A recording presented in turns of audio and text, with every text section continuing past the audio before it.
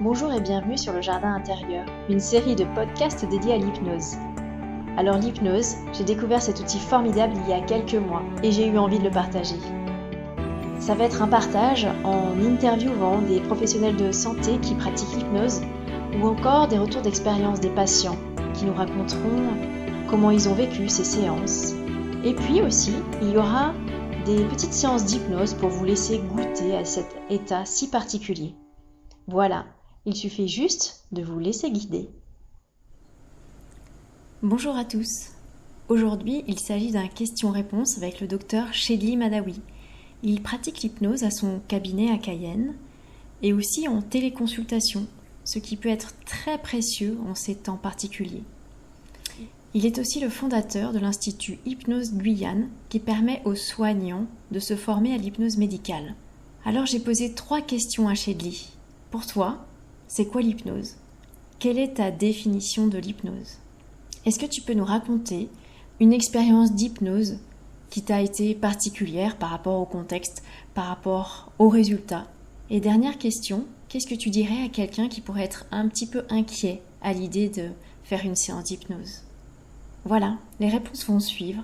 Je vous souhaite une belle découverte. Pour toi, c'est quoi l'hypnose ? Quelle est ta définition de l'hypnose ? Pour moi, c'est un partage dans le soin, ou pas.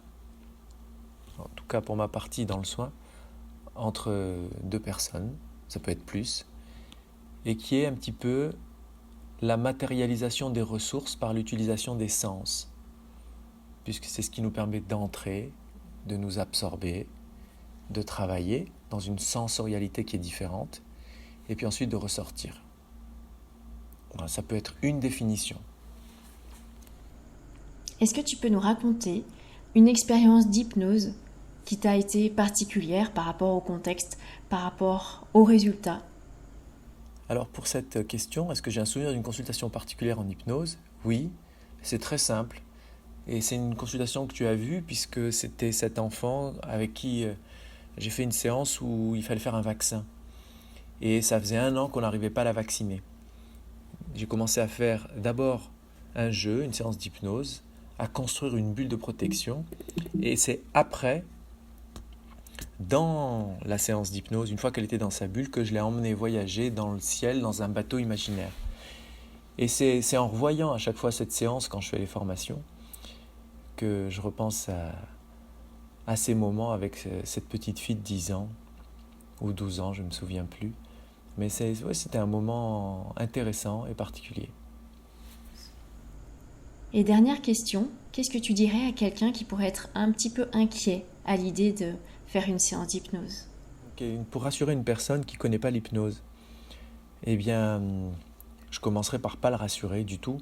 Je dirais, vous avez raison d'avoir peur, et c'est normal, et vous allez garder les yeux ouverts et contrôler tout ce qui se passe.